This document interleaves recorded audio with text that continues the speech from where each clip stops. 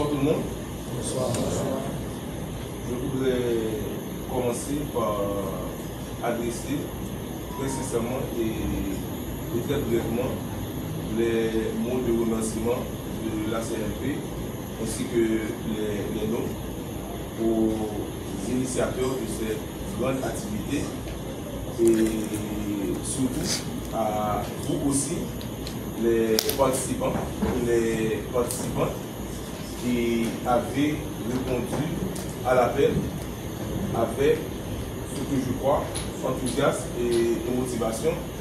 Et étant donné que pour chacun de nous, c'est vraiment très important de faire le tour de cette question en essayant de focaliser notre attention sur la contribution fut-elle minimale de chaque institution, parce que je pense que c'est une tribune qui est offerte à chaque institution et que ça nous donne l'occasion de partager avec vous certaines informations essentielles. Ça a été dit ici avec précision, c'est un projet de monographie, c'est pas un document finalisé que je viens présenter, d'autant plus que nous avons essayé de rassembler les points saillants dans un support de présentation. Et c'est à partir de ce document que moi et ma collègue, nous allons essayer d'assurer la présentation de la CNMP. D'abord, nous avons un plan et par rapport au contenu de ce document, nous commencerons par une petite introduction. Ensuite, pour enchaîner avec la présentation de l'institution, la présentation de la CNMP. Ensuite, le dispositif légal, institutionnel, administratif et pratique de lutte contre la corruption. Et je crois qu'à ce stade, vous allez bien comprendre la contribution de la CNMP et les efforts que nous sommes amenés à accomplir au jour le jour.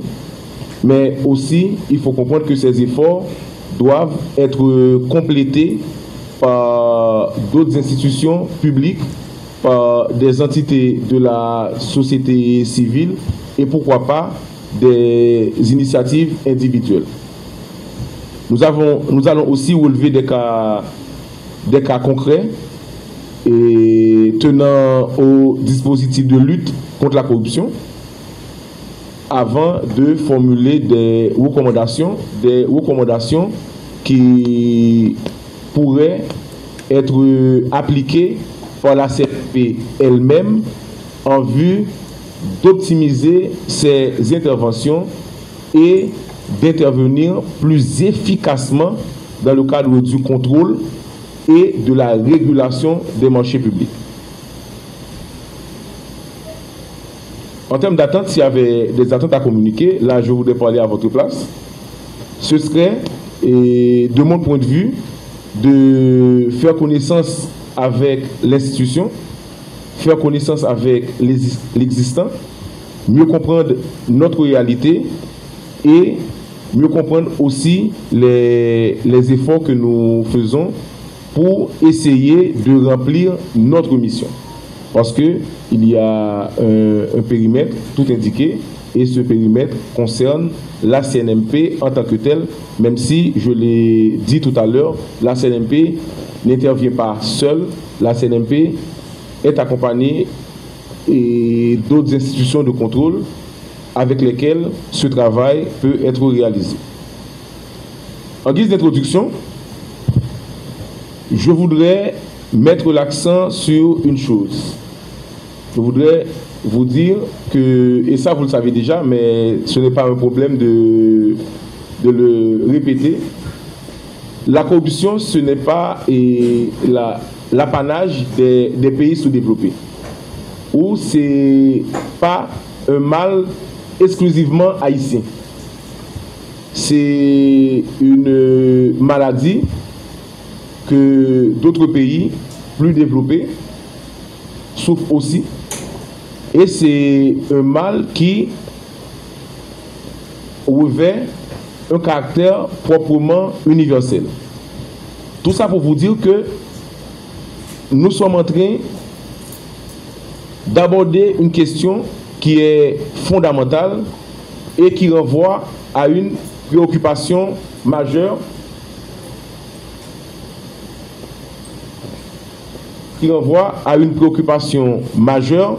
et c'est pourquoi aussi on ne peut pas s'isoler pour essayer de formuler des pistes de solutions à suivre, mais on peut aussi apprendre des autres, apprendre des pays plus développés et des pays qui sont aussi sous-développés comme nous.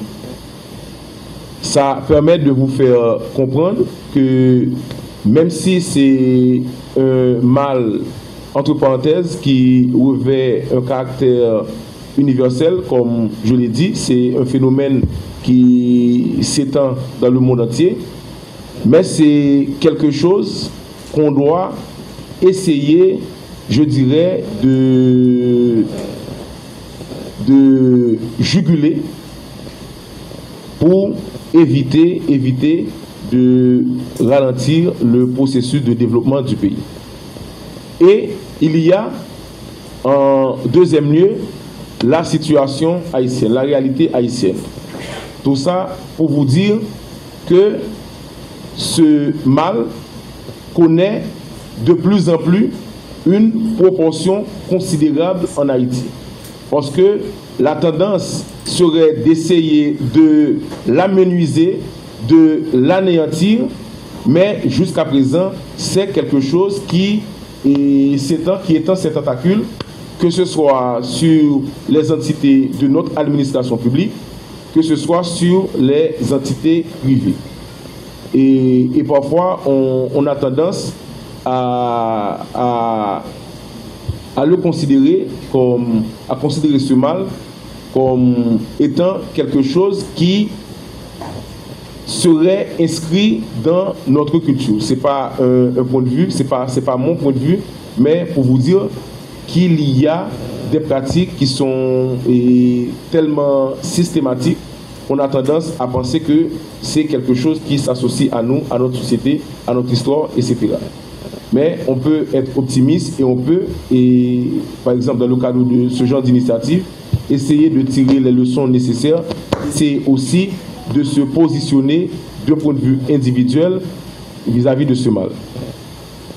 Il y a les données de Transparency International et ces données ne nous font pas honneur parce que ça donne une image du fonctionnement de l'administration publique et une image du pays tout entier. Et c'est très important de pouvoir penser de plus en plus à des mesures de redressement. Sinon, le mal pourra s'étendre de plus en plus. Ensuite, il y a un dernier volet pour l'introduction. Il faut aussi penser aux conséquences, très rapidement. C'est quelque chose qui déstabilise les ressources publiques, qui fragilise les institutions du pays.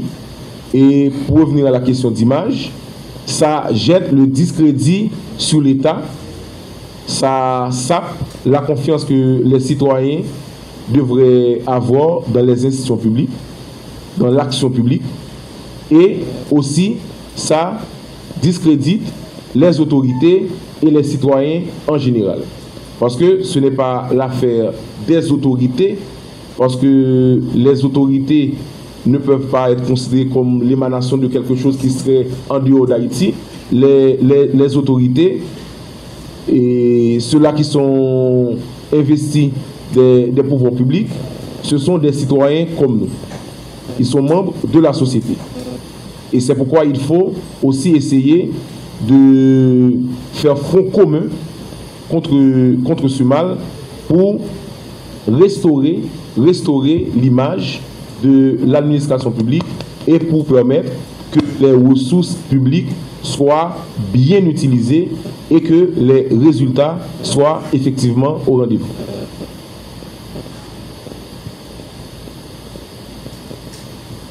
Il y a une définition de la corruption, définition que peut-être vous connaissez déjà, mais je voudrais à ce stade faire un lien entre la question d'éthique et la question de la corruption. Parce que, principalement, l'éthique est très essentielle dans le cadre des opérations d'achat, dans le cadre des marchés publics. Et c'est pourquoi, si on parle de corruption, c'est certainement parce qu'il y a absence d'éthique et de transparence dans les marchés publics.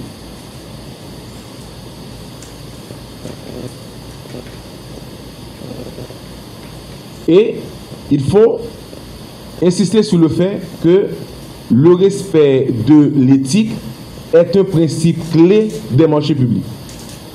Et à chaque fois que l'éthique est absente, donc la corruption y trouve son compte et il y a certainement des problèmes qui affectent la libre concurrence et le gaspillage des ressources publiques devient une réalité et devient systématique.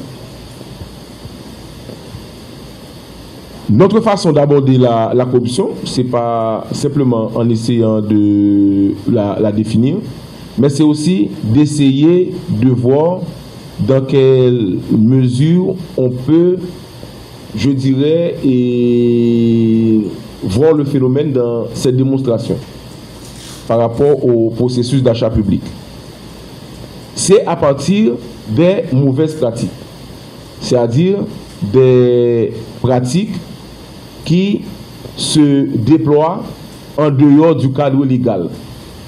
Parce qu'il y a des jalons qui sont très clairement fixés par la loi et ces jalons doivent nous conduire, en tout cas doivent conduire les acteurs du système à essayer de viser l'efficacité et d'éviter que des intérêts privés prennent le pas sur l'intérêt général.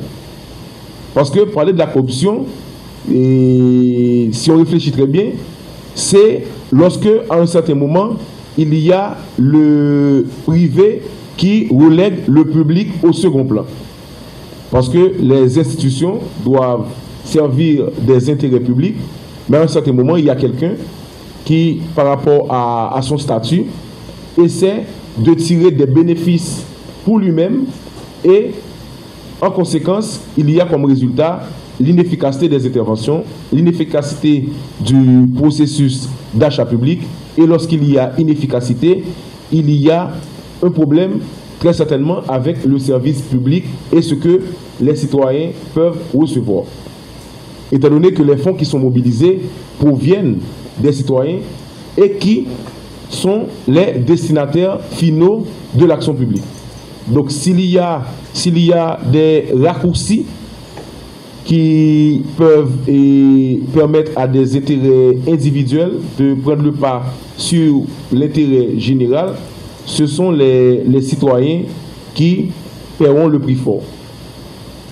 Donc, il y a 3 phases du processus de passation de marché, 3 phases où l'on peut observer des mauvaises pratiques.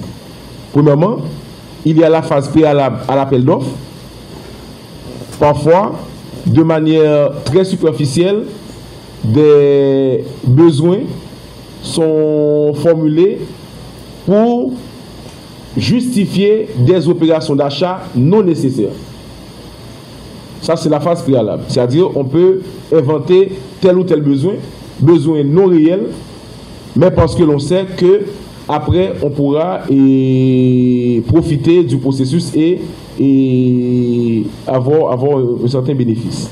Donc, il y a ça aussi qu'il faut voir. Parce que s'il s'agit de regarder les opérations d'achat, lorsque le processus est mis en branle, ça pourrait poser problème. Parce que dès le départ, c'est la justification de l'achat, c'est l'opportunité de l'achat qui est nécessaire. Est-ce que c'est vraiment nécessaire? Est-ce que c'est une priorité?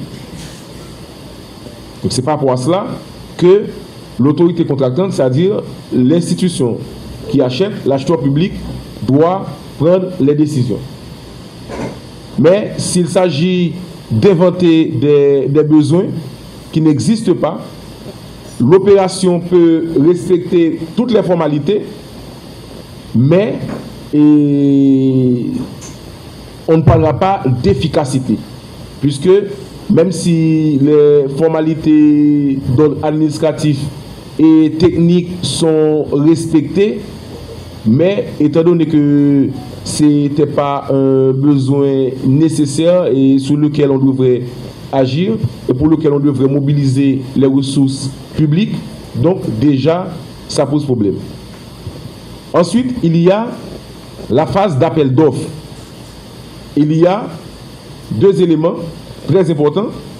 D'abord, c'est la façon d'articuler les critères, les spécifications. On peut le faire de telle sorte que l'on exclut certains entrepreneurs pour favoriser tel autre entrepreneur. Et aussi par rapport aux mesures de publicité. On peut le faire de telle sorte que X ne soit pas en mesure d'accéder à l'information au même moment que Y, etc. Ou par exemple, chez nous, il y a beaucoup de petites et moyennes entreprises, donc on peut avoir des critères qui les excluent systématiquement. Donc déjà, pour l'évaluation des offres, pour avoir des critères objectifs qui nous permettent de désigner tel ou tel titulaire, il faut que ça soit fait en toute transparence. Donc, on peut avoir une évaluation sans problème et sans vérification profonde, être amené à penser que tout s'est bien passé, mais au fond, les critères ont été formulés pour donner l'avantage à X ou à Y, etc. Donc il y a beaucoup d'astuces, donc il faut essayer de faire une analyse en profondeur pour essayer de bien comprendre. Et il y a la phase postérieure à l'attribution du marché. Et ça concerne parfois les paiements. Il y a des conditions pour payer. Et parmi laquelle, je prendrai une condition très banale. L'État paie après service fait. Pour s'assurer que, après avoir payé tel ou tel fournisseur, et que le travail pour lequel on a payé n'a pas été réalisé, et que, même si on n'était pas de mauvaise foi, mais que les ressources publiques soient gaspillées. C'est pourquoi, par précaution et par prudence, il faut payer après. Il y a des conditions, il y a des formalités administratives très claires, il y a des conditions à respecter. Et parfois, même lorsque ces conditions ne sont pas respectées, certaines opérations de paiement sont effectuées. Et ça laisse penser qu'il y a une suspicion ou qu'il y a un conflit d'intérêts ou qu'il y a favoritisme. Donc ce sont des pratiques qui sont liées grandement à la corruption. Donc on nous dit que ces risques de corruption varient en fonction des stades du cycle de passation et de gestion de marché public. En termes d'impact, très brièvement, il y a évidemment le gaspillage des fonds publics. Il y a la réalisation de produits, de travaux de qualité inférieure. Il y a le gaspillage des ressources dû au renouvellement des commandes ou au dédoublement des travaux lorsque ces derniers sont mal exécutés. Parce que s'il y avait un besoin, et si ça a été mal exécuté, il faut reprendre le processus pour satisfaire le besoin. Donc il faut encore une fois mobiliser des fonds pour le même marché. Le retard voit l'annulation de plusieurs grands projets d'infrastructure et de développement. Le découragement des investisseurs étrangers et locaux. Le manque de confiance, surtout, le manque de confiance des entreprises haïtiennes en les institutions publiques. Manque de confiance également des citoyens. Donc ça nous renvoie à ce schéma assez illustratif. Il y a, que ce soit pour la petite corruption administrative, la quasi-survie, que ce soit pour la grande corruption, lorsqu'il y a de montants, lorsqu'il y a des montants conséquents qui sont gaspillés, ça nous fait penser à une sorte de capture de l'État. C'est comme quoi l'État existe, mais l'État n'existe pas pour les citoyens. Mais il y a un certain nombre de personnes qui tirent des bénéfices à partir des opérations d'achat public. Tandis que c'est l'inverse qui devrait être fait. C'est-à-dire que ce sont les citoyens qui devraient bénéficier de ces opérations. Pour revenir à la question de l'éthique,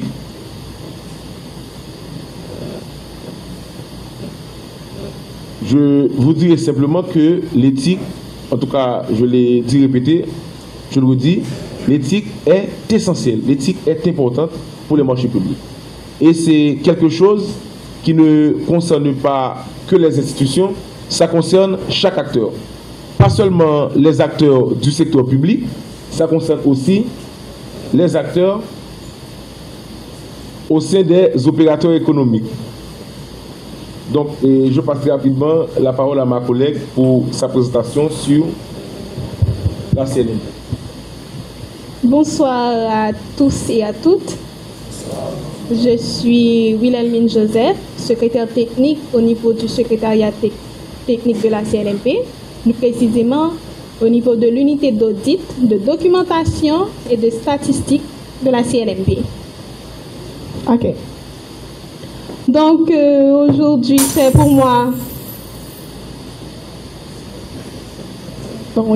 C'est pour moi un plaisir de participer à cette activité organisée par la FPEC qui met l'accent sur la lutte contre la corruption. Donc, rapidement, bien que mon collègue a déjà épuisé tout le temps, presque la majeure partie du temps, mais rapidement, je vais vous faire une présentation de la CNMP et vous montrer la place, effectivement, de la CNMP dans cette lutte importante qu'est la lutte contre la corruption.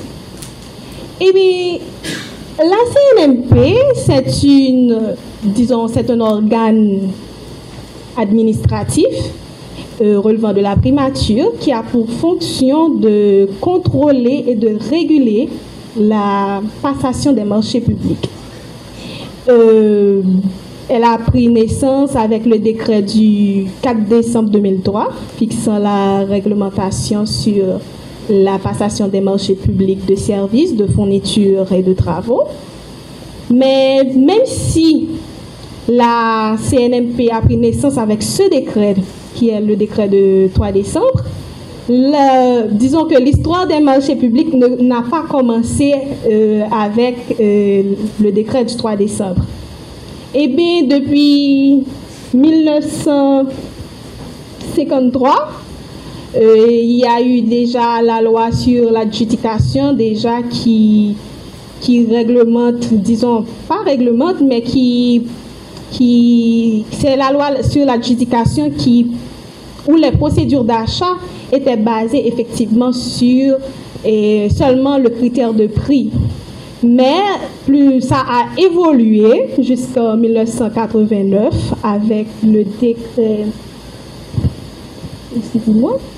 Ça a évolué. Et puis, oui.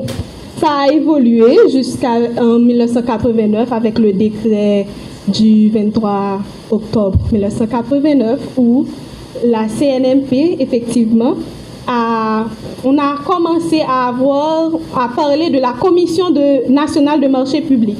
Mais à ce moment, la CNMP n'était pas structurée comme elle est structurée aujourd'hui. C'était plutôt une commission qui était composée de quelques directeurs généraux de quelques ministères. Et puis, bon, puisque tout ça est devenu en désuétude, disons que le marché public a évolué depuis, et en 2003, disons 2004, avec le décret du 3 décembre, mais maintenant, on va parler effectivement de la Commission nationale des marchés publics qui, avec, disons, ce décret a structuré la CNMP, qui est composée d'une commission de 5 membres, avec un coordonnateur parmi ces 5 membres. Et puis, en plus, il y a les attributions de la CNMP avec ce décret qu'on a aussi défini au niveau de ce décret.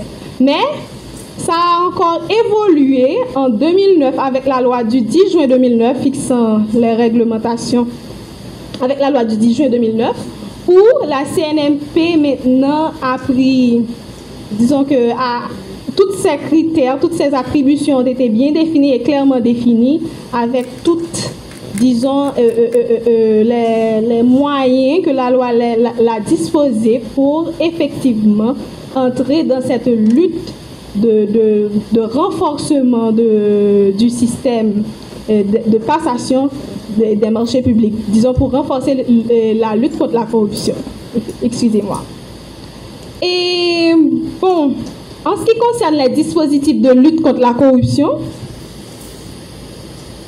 que dispose la CNMP, il y a au niveau interne, au niveau administratif, il y a la charte de déontologie qui dispose la CNMP, qui est un guide de comportement qui définit, disons, qui édicte les comportements que les secrétaires techniques doivent adopter.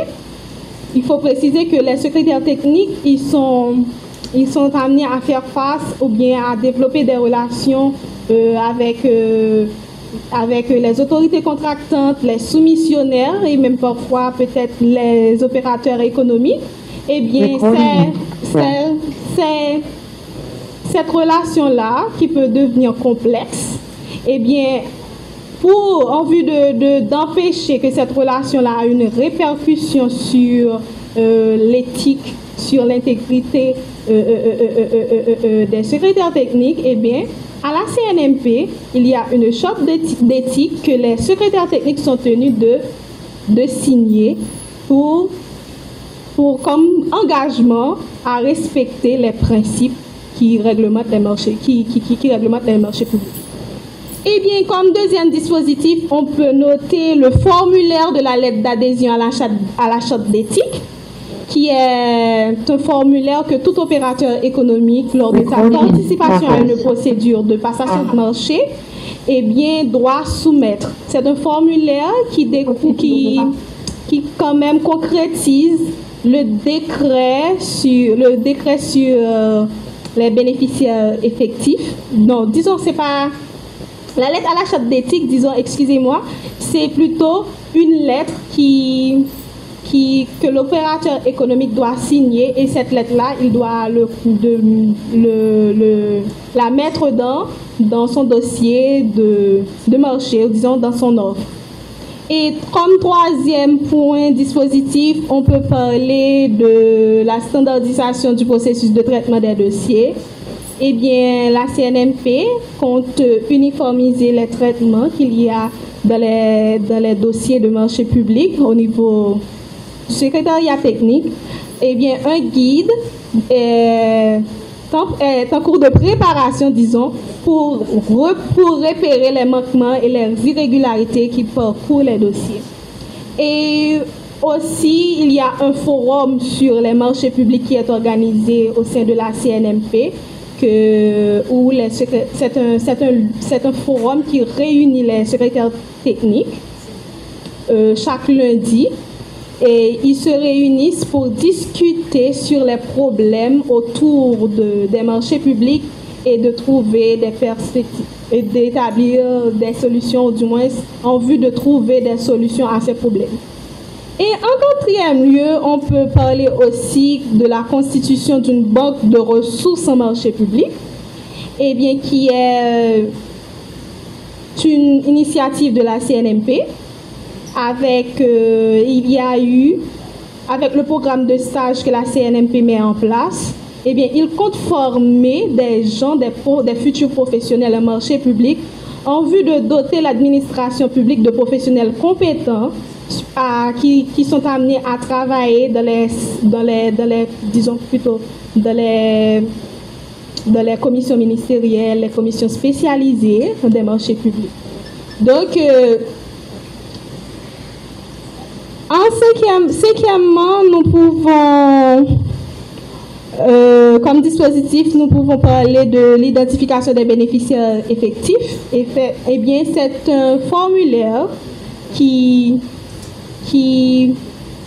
regroupe, disons que les opérateurs économiques aussi sont tenus de remplir. Eh bien, ce formulaire-là, il contient toutes les informations que le décret sur les bénéficiaires effectifs, selon les dispositions du décret des bénéficiaires effectifs, eh bien, l'opérateur économique, eh bien, il va remplir ce formulaire-là. Et c'est un formulaire qui va, disons, c'est dans une perspective de lutte contre la corruption afin d'éviter tout conflit d'intérêts dans le processus de passation des marchés publics. Et sixièmement, on peut parler aussi de la mise en place d'un comité de réforme au sein de la CNMP, qui est, en fait, c'est un mécanisme qui a été créé en vue de fournir un appui technique à la CNMP dans le cadre des initiatives tenant à l'aménagement des dispositions légales et réglementaires. Et on peut parler aussi des différents contrôles qu'exercent les marchés publics. Eh bien, il y a le contrôle a priori et le contrôle a posteriori. Eh bien, le contrôle a priori, c'est le contrôle qu'exerce la CNMP sur les différentes phases du processus de l'appel d'offres. Eh bien, il exerce un contrôle sur préalablement pour l'avis conforme sur le dossier type, le dossier d'appel d'offres. Et deuxièmement, il exerce aussi un contrôle sur la procédure de la passation des marchés publics en vue de la validation du processus pour voir est-ce que tout est OK par rapport à les offres qui ont été soumises, est-ce que effectivement l'évaluation qui a été faite au niveau des autorités contractantes, est-ce que c'est une bonne évaluation. Et aussi, il y a l'étape aussi de la validation finale, tout ça. Mais au niveau du contrôle a posteriori, la CNMP exerce, disons que met en œuvre des procédures d'audit. Disons que c'est au niveau de cette unité de la CNMP que je viens, bien sûr. Eh bien, c'est cette unité-là, l'unité d'audit de documentation et de statistiques de la CNMP, qui va aider la CNMP à mettre en œuvre l'une de ses attributions, qui est de mettre en œuvre des procédures d'audit. Alors, ces missions d'audit, c'est surtout, c'est un audit qui est réalisé sur les marchés publics pour vérifier la conformité des opérations dans le système de passation des marchés publics. Donc, je crois que je vais passer, s'il me reste encore un peu de temps, je vais passer la parole à mon collègue pour conclure. Je sais que nous avions largement épuisé les 5 minutes que vous nous aviez très généreusement accordées, mais je vais essayer de terminer très rapidement avec des recommandations. On ne peut pas évoquer des problèmes sans formuler les recommandations. Donc, pour les recommandations, de notre point de vue, il ne suffit pas d'avoir plus de textes formatifs. Il faut aussi essayer de faire un travail d'éducation et de sensibilisation. Et c'est un travail que la CNMP ne peut pas faire seule. C'est pourquoi il faut avoir, je dirais, une collaboration entre les différentes entités de contrôle et d'autres instances aussi de l'administration publique pour faire ce travail d'enracinement des valeurs, des normes d'éthique et de moralisation dans l'administration. Il y a aussi l'amélioration du système de suivi, de contrôle et d'audit. Tout ce qui relève de la sphère administrative et des formalités techniques, donc c'est à la CNMP de les standardiser et aussi de favoriser la compréhension des acteurs du système. Donc c'est pourquoi il faut aussi les simplifier. Parce que il y a une excuse, entre parenthèses, c'est que les marchés publics, c'est quelque chose qui revêt une haute technicité, mais par-dessus tout, s'il y a beaucoup d'acteurs qui sont appelés à intervenir dans ce système, il faut qu'on puisse parler le même langage et qu'on puisse comprendre les procédures et les techniques qui sont liées à ce domaine. Il y a la simplification des procédures, il y a la mise en place d'un code d'éthique et de la transparence en matière de marchés publics. Et il faut aussi et surtout combattre l'impunité. Et je peux vous faire une confidence, bon, ce n'est pas vraiment une confidence, mais il y a une histoire qui permettrait de réunir dans un seul document à publier, de réunir les entrepreneurs qui n'ont pas respecté leur engagement. À ce jour, cette liste noire est blanche. Comprendra qui pourra. Et donc, il faut aussi combattre l'impunité et faire le nécessaire pour que les mauvaises pratiques puissent être sanctionnées. Et c'est pourquoi il faut qu'on puisse exclure et radier les soumissionnaires délinquants, c'est-à-dire les entrepreneurs qui n'exécutent pas correctement les marchés publics. Donc, merci pour votre écoute. Je crois que les questions viendront après. Nous serons à votre disposition. Merci. Merci. Un applaudissement pour la CNMP pour cette intervention combien riche en données, en informations relatives à la stratégie de la CNMP, sa place dans cette lutte, à savoir la lutte contre la corruption. Éteignez pour nous. Oui. Voilà. Donc, ça me rappelle une fois, et je prends ça en exemple à plusieurs reprises, un sénateur de la République qui eut à dire une fois, la seule façon pour un sénateur de faire un peu d'argent, et il l'a dit avec une sorte de liberté, d'aisance, comme si c'était normal.